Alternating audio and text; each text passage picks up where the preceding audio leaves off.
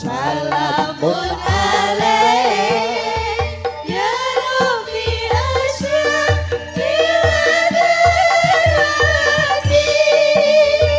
adbara yazihatal alabi da'u hailal judi wal karami da'u hailal judi wal karami Nawiti ingsun larasyi'iran kelawan puji paring pengiran kang paring rohan lan kanikmatan rina wengine tanpa pitukan rina wengine tanpa pitukan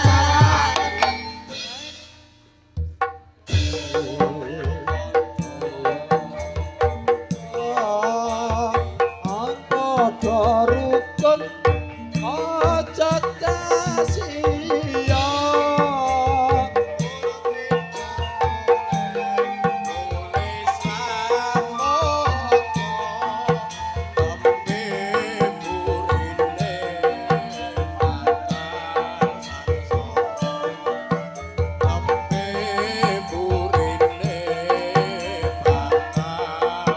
kembali Solo cewek Ake kang hafal Quran hadise seneng ngafirke marang liyané ngafiri dhewe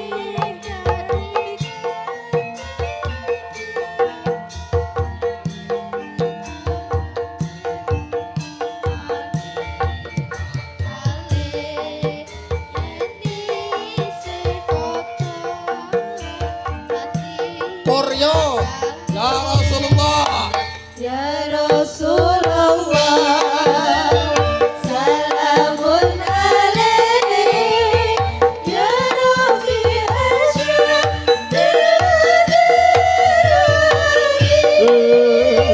adfata ya jinatal alamin da'u hailal judi wal karami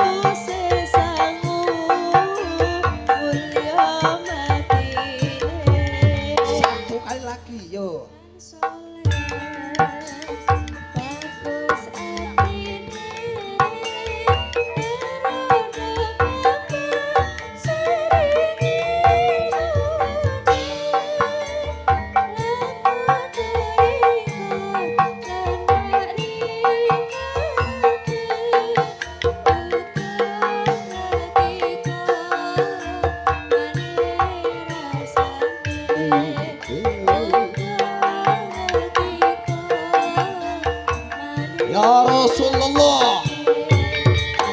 Ya Rasulullah, salamun alaik, ya Rabbi Asyad bil hadirati, al-fadaya jiratal alamin, lahu khairal judi wal karami, lahu khairal judi wal karami. Assalamualaikum warahmatullahi wabarakatuh, Nduk. Waalaikumsalam, Mak. Alhamdulillah. Dene wis ngancik. Goleren amen dhewe karo kanca-kanca. Iya, Mak. Iki ana ngendi, Nduk? Kowe nek ngerti ayo, nek ngendi? Ya iki aku ora pangling meneh mergo aku iki kene iki bumi kelahiranku, Mak. Ngomahmu dhewe. Heeh. Ujube Walimatul Ursi.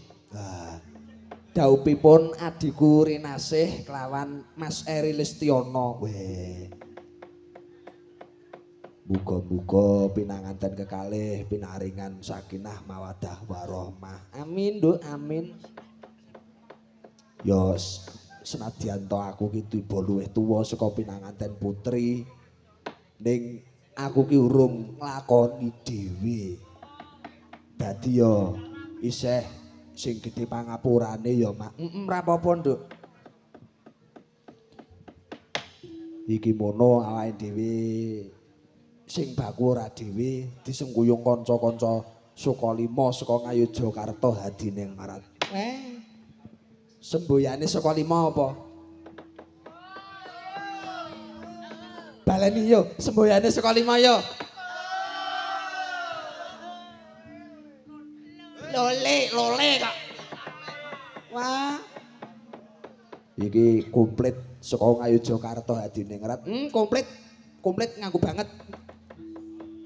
Ndoke loro. Istimewa.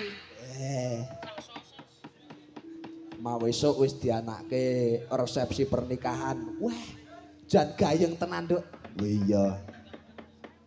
Iki neng desa kene ya lagi pisan iki nganake resepsi pernikahan sing diiringi nganggo gamelan live. Weh. Wijane biyen iki konsepku ning ya ora apa-apa. Ora apa-apa tinggal diwedok le. Heeh. Tur iki mau esuk ya, wah ana tari-tarine barang, Mak. Weh. Ana tari-tarine. Ana. Tari apa? Golek ayun-ayun. Weh. Tuk tuk tuk tuk tuk le le ngono. Lah wong Kang Sen iki nganggo lagon sik kok meso ne do do do de do do do. Wong kok senengane gawe acara dhewe. Improv. Ya ora apa-apa, iki komposisi kuwi, Nduk. Heeh. Mau wawan barang ya ana wayangane siang. Ana wayangane siang. Ingkang kepareng asta adikku saka Magelang. Weh, saka Ngablak kono. Panjenengane Mas Rizky Afdal Fazlul Robi. Weh. Ing atase panjenengane iki jurusan tari. Cah tari ning iso ngolah ngubahke wayang. Nang isor blencong ngarep kelir ora ndredegi takoni jos, Mak. Heeh. Iya, iki mau wayangane awan ya sukses. Sukses. Sukses, Nduk. Ya. Iki karo ana kanca-kanca waranggana cacah Jiro 456 tuwa 10. Loh, kok 10 ta? Oh, 5. Sing tak hitung kleru. Saka ngarep iki ketok koyo 10 e. Andang saka mburi kok gelungane mung 5. Oh, aku kleru. Heeh. Iki kanggo buka rasa sik sauntara nduk sadurunge mengko panjenengane Mbah Gito Pluntang minggah, aku tak njaluk sing kepenak-kepenak. Apa, Mak? Ya kanggo sing nyugata karo para sesepuh-sesepuh sing padha lenggah, aku tak njaluk Sinom Parijata nduk. Weh. Terus lebokke si kucing mengko karo sekalian panjenengane Mbah Pluntang jumeneng. Heeh. Wah iya, sing kepareng nyekar sapa? Saka sing paling pojok sing urut tuwa nduk. Weh. Aku iki nek urung krungu suarane Mbak Novi iki weh. Lenggero iki ora semangat aku. Suara apa? Suara tanpa rupa. Weh. Wes ora sakene-kene ayo gek panjenengane Mbak Novi kepareng Sinom Parijata. Apa cakepane nulada apa? Wis nulada laku utama ngenggo patuladan kanggo para kawula. Laku utamane Panembahan Senopati. Weh, ngono. Weh, iya. Kok ngerti sejarah barang, Nduk? Weh, lah aku ki saploke srawung karo Cermo Dongfeng. Mburi kuwi iki aku iso ngerti sejarah. Weh, mung ngalake siji akeh. Nah, yuk monggo Mbak Novi, Sinom Parijata. Parijata, monggo.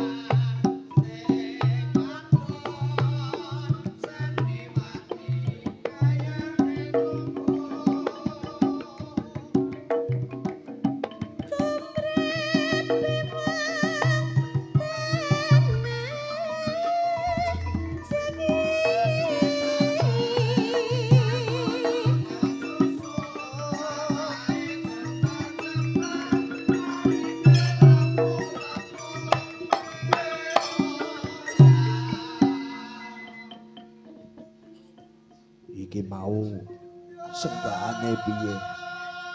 Janji sabar lan ora kesusu samae jembar-jembar parine lemu-lemu. Nek wong sabar iki mesti lemu. Ora, wong sabar iki mesti kelakone apa sing dijangka iso keturutan. Ngono mula njuk parine iso lemu-lemu. Sawake iso jembar-jembar mergone ditirakati diriyadhoi kanthi sabar. Ngono. Monggo lajengipun.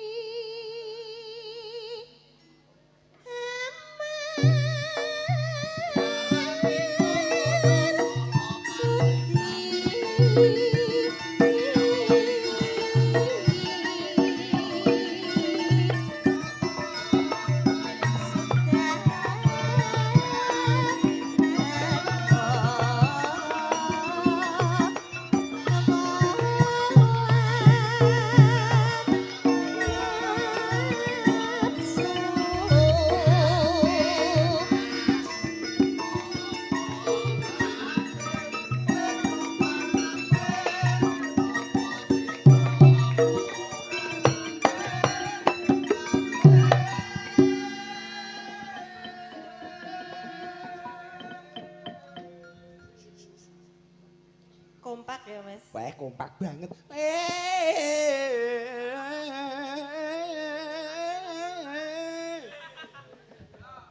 Ana nyenggak yo dadi adzan barang. Monggo. Wah, cangkem kul bono apa iki?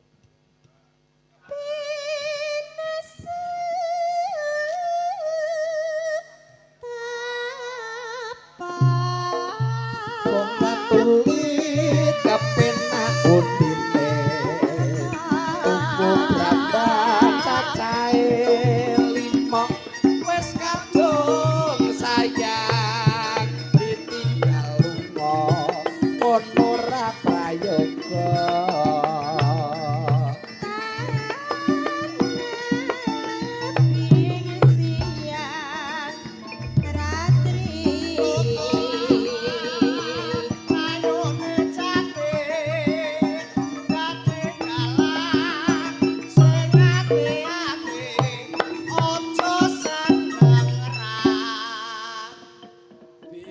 Muga-muga senggakan iki ora aku.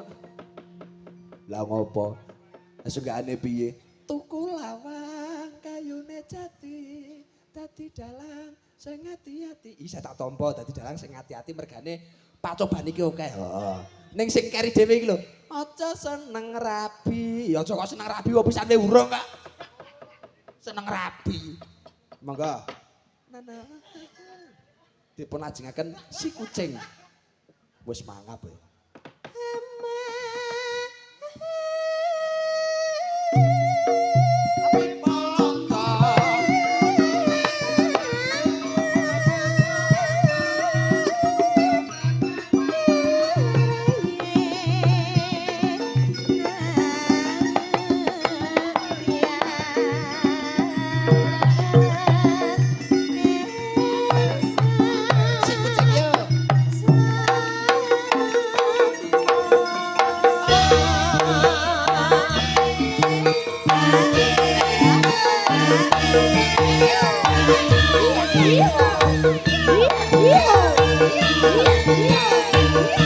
Monggo Mbak Plena katuran sebuteng Mbak.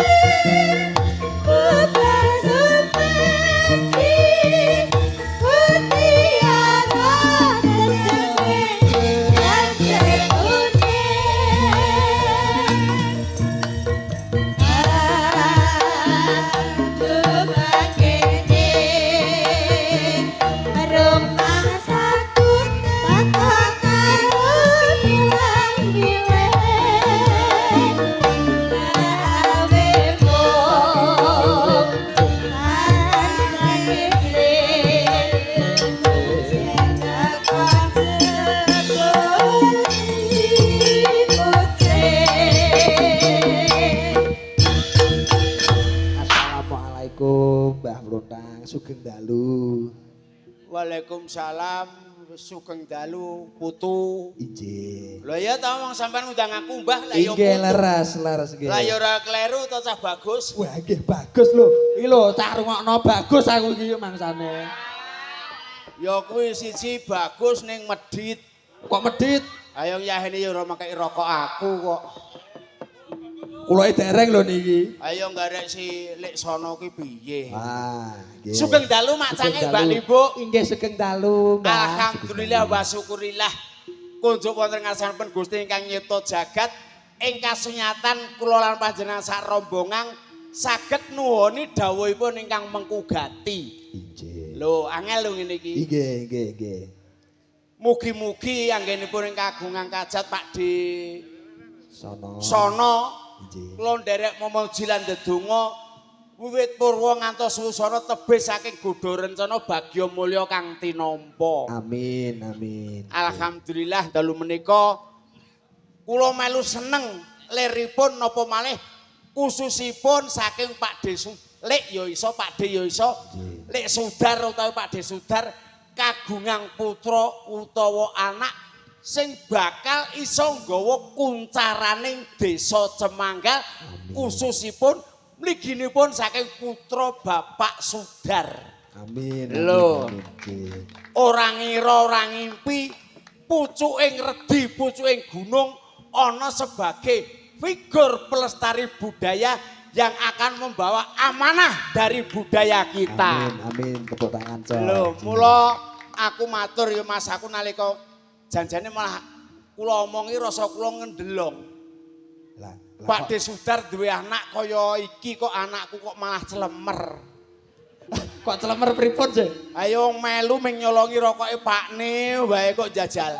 Ora keloro-loro ning suatu kebanggaan khusus saking warga Cemanggal mliginipun Mas Pak D Sudar iki apa sing digadang-gadang disembadani karo Pak D Sudar dikabulke marang Gusti Allah. Amin. Sing dadi cita-citane Pak D Sudar kapan to anakku iso kakarepane disembadani.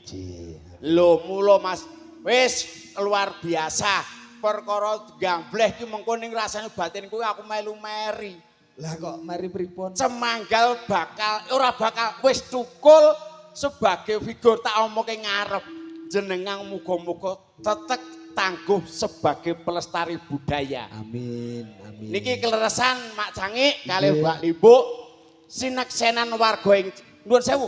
Jenenge semester pira? Kula 6. Lah iki garek njur setahun ya Mas. Wah, nggih mboten tesih molor kula. Wah, lah iki gen anak iki ora pati cetha dedel saiki.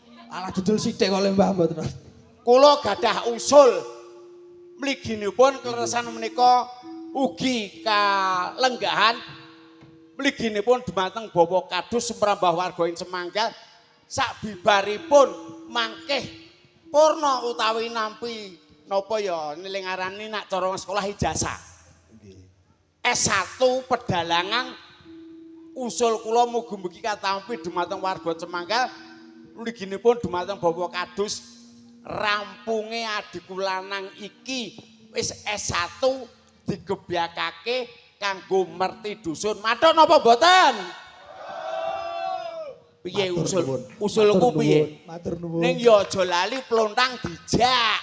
Nek niku perkawis gampil menika. Gampil apa? Wong sampean ki lho tak unggahke takon gandrung karo sinden karo aku ya Allahu alam kok. Ning ya seneng sungkem kula kunjuk Pak Kadus, Pak Degian mantan Kadus sumrambah perangkat dusun Tlatah Cemanggal. Matur nuwun sanget ingkang mengkugati Pak D jenenge sing Harsono. Oh. Pak Harsono. Asmane niku Pak Harsono ning undang-undangane Pak Sono. Lah mula sing duki sudung kula Pak Lek Sono kalih Bu D Suni. Le ngenyang karo aku ora umum. Ndritil. Ngene Mas Mondang. Pokoke iki ngene intine nggone anakku lanang sono iki arep mantu nek sing mayang anake Sudar. Niku omongane Suni lho. Nggih. Ya jujur aku kira arep bayar. Nak cara wong biyen iku lek ngendika ora jutaan, ora ewon. Ki ming aku arep nyangoni kowe rong ketip, ngoten niku. Lho, nggih mboten. Nak cara biyen lak ketip. Ora ketep niku napa niku? Wah, kowe ora nyandak. Lah kula tesih lare. Ayo lari-lari. Ya engko tak omongi. Oh nggih, siap. Tak omongi engko tak WA wae. Oke, nggih. Lah lek sono ki tinguk aku karo wangsulan piye? Nak lek sono niku kali lek Mbah Suni pernah mbok cilik. Anak. Nggih. Lah aku arep ngomong karo simbok piye masa plontang kok ming semono. Ya ngene wae to, Mbok, nak pancen lek Kang plontang semono kok ya engko rokoke sing mikir aku. Lah iki ngarep lek sono piye? Ah, nggih. Lah iya ta? Nggih. Ki nara tak genahke ngene aku bali mrongos. Prongos. Ning boten perkawis menika ingkang baken panjenengan kasengkuyung kadang-kadang saking Ngayogyakarta, saking paguyuban Karawitan Soko 5. Soko kuwi dadi lajere adeg-adeg ana bebrayan agung, ana tenging bebrayan. Limo kuwi dasaring Pancasila utawa dasaring negara kanthi uga limo eling manembah marang Kang nyipta jagat limang wektu sedene suwengi aja nganti lali. Angel lho Pak ngene. Ya gare lek sono ngerti ngimbohi apa ora iki. Lho niku dasar lho Mas. Malah ketemu karo adik-adikku lanang sing lenggak ana ing SMKI nggih. Tesih SMKI. SMKI kula kita sak leting ning Pulau Gumun karo sing ngethuk Mas. Nggih. Sapa kae? Menika Kiai Ageng sanget asmanipun. Nah kok ngarani Kanjeng Kiai Diesel. Anak kae jaman kae ana drama atau sinetron kae supire bajul-bajuri. Amat solar. Lah iya ning duwe kembaran karo sing ngegong apa sing Gong Beri nika. Gong Beri. Wah kuwi jan kaya seto karo kumitir iki. Nika nek dijajarke kaya Gupala Gupali niku. Aku ra wani. Kula wani. Ah kuwi sak leting nuwun sewu ya Dik. Tak kira jenengan ya sak perangan kanca ana sing wano karo aku tau urip nang Yojo teges pamer mboten. Melu paseang Suwargi Tono 3 tahun setengah. Lho, gawean kula ya mengeno ngempul, nak playon kula kono ngarep ngene ngendang. Le, kowe ngendang aja wedi. Ngendang plak-pluk ngopo? Mbok sing teges ngopo penen sambatan ngene kancamu ngono apa?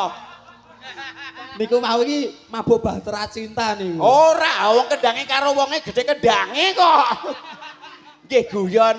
Mugi-mugi sepisan malih kula matur nuwun mliginipun dumateng Bapak Sono sekeluarga anggenipun dinten siang wau ngantos ing dalu menika netepi darmaning sepuh miwa putra pengantin putri kanthi asma sapa iki? Rinasih. Dik Rinasih ingkang sampun kadhaup Dimas Bagus Eri Listiono wiwit siang kala wau sampun kasembadan wiwit purwa ngantos wusana kaparingan tebih saking Godha Rencana ing sakmangke bagya mulya kang tinampa. Amin. Lho, sithik ning mentes. Alhamdulillah. Lah, matur nggih Pak Kadus, iki anakmu, Pak. Titip sok mongen sak kadewasaning bocah. Tak kira piyai kene suatu kebanggaan yang luar biasa. Putra saking Pak Sudar iso kaya iki nggawa kuncaraning desa dusun Semanggal khususipun wontene desa Munting. Iki muga bulurah tindak lho tak unggahke ngen iso nampa aspirasi saka Cemanggal babagan budaya. Lho, Tangan tepuk tangan. eman-eman. Mula budaya Mas, budaya zaman saiki antaran budaya karo agama ora bakal pisah. Mula gamelan ki biyen siare agama Kanjeng Sunan Kalijaga gamelan ki melu andil. Oh, mek tumut andil. Lho, iringane wayang. Inggih. Kanjeng Sunan Kalijaga, lah saiki tak takon. Kenang apa Kanjeng Sunan Kalijaga kok ngagem blangkon, Mas? Lah, sing sanese ngagem surban ngoten nggih. Lah mulang Kanjeng Sunan kenang apa kok ngagem blangkon? Lah mboten gadah surban apa? Lah ora. Nak yo iki ki apike dalange silihke pacul iki. Aku malah geseh to. Amarga panjenengan teng mriku ngagem blangkon silsilah magang dados dalang kepengin siar agama yen ora kleru, ora ana panjenengan Sunan Kalijaga siar agama Indonesia isine Buddha dan Hindu. Ayo ora ora? Inggih, leres. Ayo bener ora? Leres, inggih. Yen ora ana pagelaran wayang sing diliwatke Kanjeng Sunan Kalijaga, Indonesia mung anane agama Buddha lan Hindu. Mula sebute yen janturan pedalangan sing saka Abiranto mesti Hong Ilaheng. Kuwi sebutane sapa, Mas?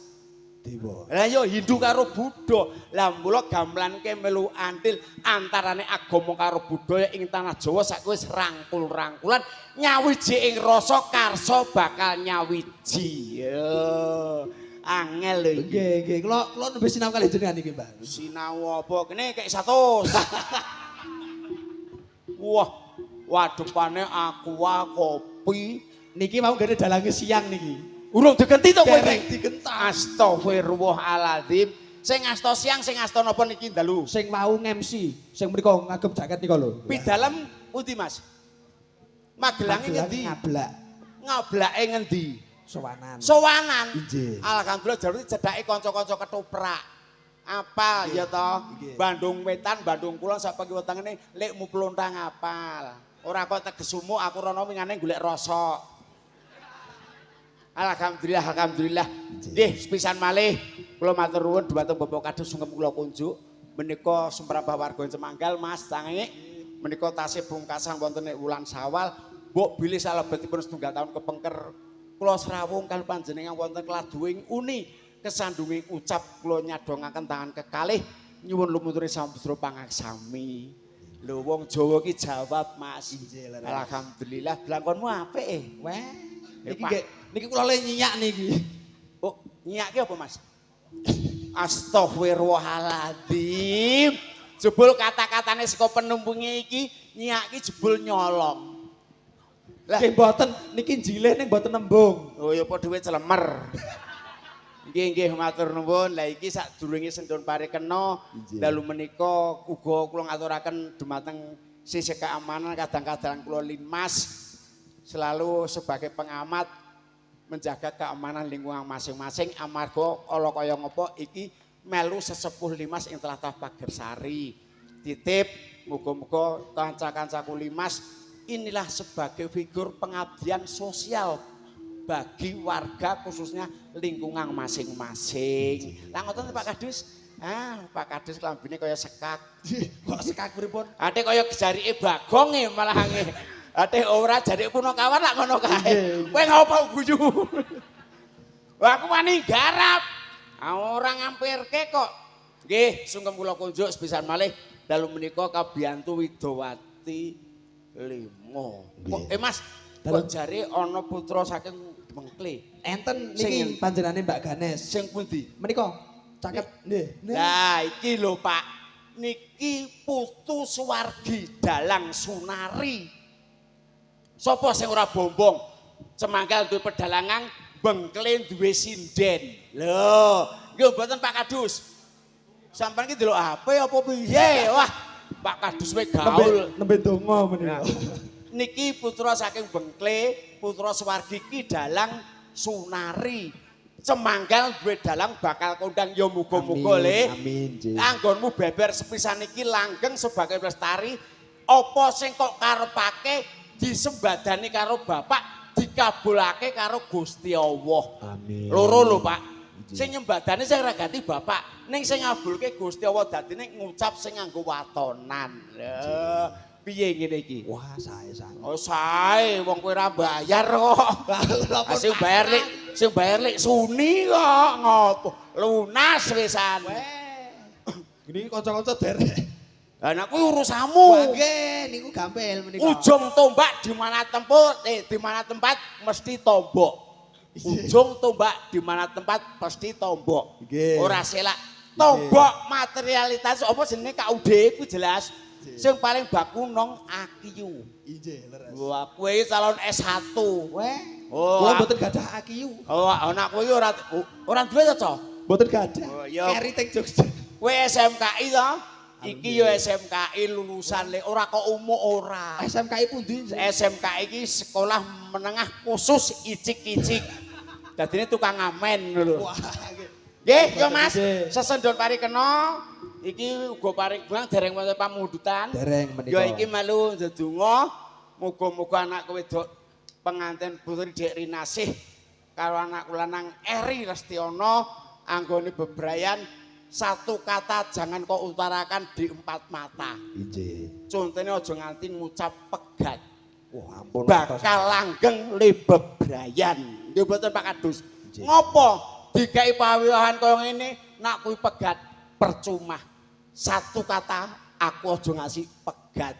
Langgeng li bebrayan. Amin. Lho, yo paring dalem Menika nggih buka rasa Mbak Ganis dipun jumenengake.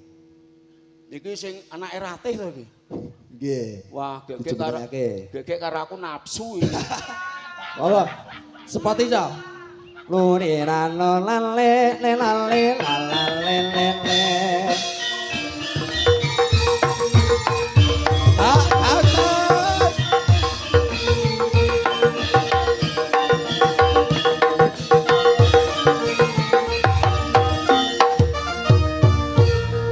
Lule lale.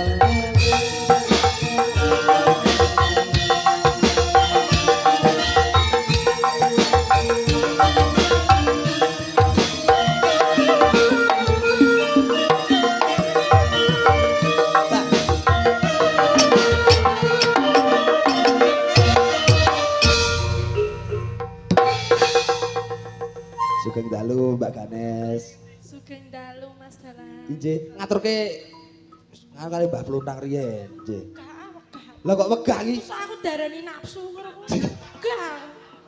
Lho, nafsu ki ra mung babagan kok ngono tok. Nafsu ki ning ya konotasine ya ngono sih. Nes. Dalem. Diare dirayu lho, dirayu. Mbah, ampun duka ngaten. Aku pengen guyu. Pengen apa? Bisa tak guyu sik. Oh iya. Wah. Wis tumak nina, Mbak Pluntang wis menep. Wis ora kelakon kok karo putune dhewe kok ngono kuwi. Mbah wis tuwa mbok rasane susu. Tuwa dasmu iki. Weh, sepuh kok tuwa. Sepuh. Oh iya. Asepe wis ampuh. Kan aku mbek sampean musuh. Kowe iki omong apa gembremeng?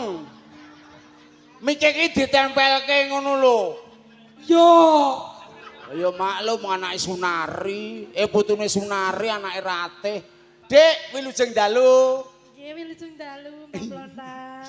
Apik. Wah, tenan to, Nes. Nes, tenan to. Sing ingin kok ora kowe jane. Ora, Dik, kowe iki bengi iki mbek ulang tahun apa piye? Mboten. Lah kok nggawa pelbungang loro iki lah ya ora.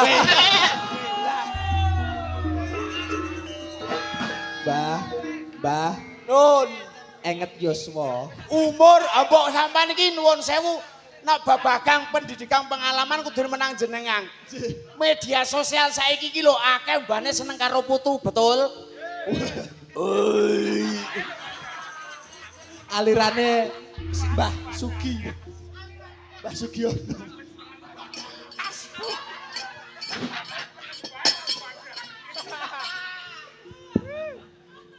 Oh ngene iki turunane pajangan padake. Apa ngamelu pajangan awit nerek kelir tekan swargi si Bambung Sedo iki sing tak indili dheke. Ira.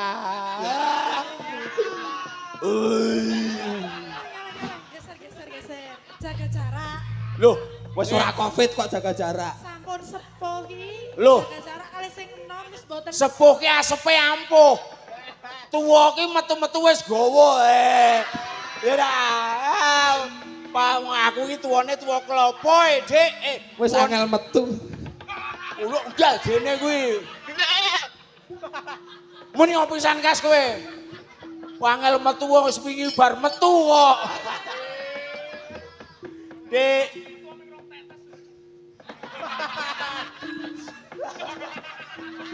Bahasa apa to Mas iki jane? Oh kene iki wulangane pajangane. yo mudeng to kowe. Dek sugeng dalu. Nggih, sugeng dalu Mbah Plontang. Geser ah. Wah, nak kemedunen apik, Mas. Nak kemedunen kaya Merapi kena lahar. Jelirit ngono. Betul? Kowe ngapa kowe? Kowe iki guyu apa gumoh? Rumangsane ya ora. Susu. Lho iki ndek pajangan. Sing wani ngetokke ya Semarang ning aku. Sopo kuwi? Wah iki logate pajangan Semarang ya ming aku. Dek, alhamdulillah. Miki aja nang kono. Nak nang kono mesti ngegron. Erupsi. Ora le mesti. Ketemu ya dah. Sugeng dalu. Ket mau kok men sugeng dalu Musik wae to. tak yo sabar. Inawoha ma'asobirin fastaghfirul khairat. Artine napa niku, Mbak? Wong sabar iki dadi kekasih Gusti Allah. Fastaghfirul khairat berlomba-lomba mencari jalan kebaikan. Aja kowe namatke raiku. Ning tamatno alek. Nes. Ora apa-apa jenenge dipandeng pasuryane Mbak Plontang ora apa-apa. Suwe-suwe gumoh kok mongen. Ora ngira ya nok. Mula kula matur mliginipun dumateng Piyai Sepuh ingkang lenggah Cemanggal kagungan dalang bengkle iki duwe sinden. Semester pinten, Dik? Kula tasih SMK. SMK. Walah, kok wis kaya ngene iki lah ya. Sampeyan iki mikir apa mingguyu? Wah, iki cilik nih yo. Ya ora. Cilik nakal niku, Mbak. Ana ora cilik nakal piye nggone cilik wis didemeni. Alhamdulillah ya nok. Muga-muga aku melu memuji nerusno lajere mbahmu Pak Sunari. Lajere Mbah Sunari Pakmu Mbah Sunari kuwi pelestari budaya lenggah ana Kecamatan Bergas ana Gebukang Bengkle. Tetek tangguh siji welingku aja gampang kena kedheping netra para jaka. Lho kuwi. Ya, iki lho. Kedheping netra para jaka iki bakal gonjengke kahanan bakal golek kamulyaning urip. Menengo cangkeme. Dalang kok nggak jah gelen. Nyong kene aku tak mayang. Dikira wayang aku mbek wayanganmu ki mesti apik wayanganmu. Tetek tangguh. Nggih. Salam kagem ingkang mengkugati paring donga apa kagem penganten sekarone. Lah, Monggo. ya. Kowe iki omong kok gumoh. Nyong maca. Ya, menengo. Ora meneng. Ayo meneng. Mbok dingeten kae iki. Meneng ayo meneng. Ora bubuk. Mbah Kakung gek buta. Ayo. Iki lho gate. Yo wis matur. Ayo diesel kesumo meneng ya. Matur kagem Bapak Sono Harsono. Injih. Pak Harsono, kowe iki krungu. Oh lah kowe iki nom ning budhek kowe iki yoan kok. Harsono ya, Harsono ngono. Iki diwaca sing kagungan dalang Pak Darsono. Nah iki daleme Pak Dalang, ngene Pak Sudar. Nggih, pun ngertos. Wis ngerti to? Ayo matur. Sugeng dalu Pak Sono sakeluarga. Lho kowe iki ngop. Lho lah aku ki Udah gumoh. ya wis aku. Luwih cetha hera. Sopo kuwi?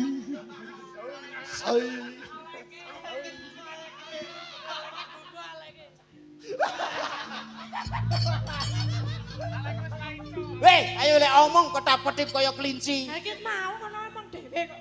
Ayo dikandani kancamu. Menang sih. Kagem para pengantin. Para pengantin. Wah. Iki pengantin iki. Musik. Iki tel urung bar kok. iki telmi. Tell me, kok para ki lak wong akeh. Wong ngantene ming loro kok para-para nganten ngono apa? Wah, Ora nikah masal ya iki. wah, pengen tak nikahi masal apa piye? Masalah. Ana sing gelem kok. Lho, aku iki tuwane tuwa kapuk lho, Dik. Dhuwur ngabluk ngisor ngamuk lho. Piye? Wis ora iso. Ora iso ya piye carane tuku obat cacing kok. Ayo matur. Kagem Mbak Rinase kalian Mas Eri Listiono. Heeh. Mugi-mugi dados keluarga kang sakinah mawaddah warahmah. Kuwi ndekku mau wis tak omongke. Yo, Liyane akiu digunakan.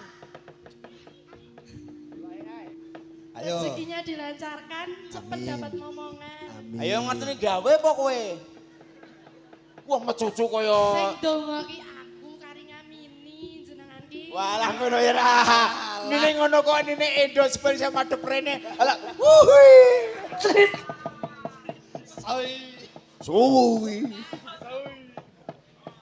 Ayo, yo paring apa? Paring gungang kagem piyai sepuh ingkang kersa wungon, paring donga pangestu lan pamuji kagem Pak Sono sekeluarga sumrambah penganten sekarone. Tembang apa sing jumbuh karo kahanan? Barat ayo. Santi mulya dasmu ngono. Wong tukang syuting kaya Durmagati ngono kok. Cok, tukang syutinge kaya Durmagati, budhek ning ngayel. Ora semangumuk kowe iki 350 meyang. Kok ngene iki lho, burung cetha. Ayo paring gungang apa? Mereka jenang Jenang gula. Aja cedak-cedak kandhane marai gumoh kok. Ompo yo tibane kumoh mbok yo dilek lho yo. Oi, ira. Kowe mau apa? Kowe ngrasani kowe. Titenono tanggal 21 tak pacul kowe. Dadi siji. Jenang gula. Tiba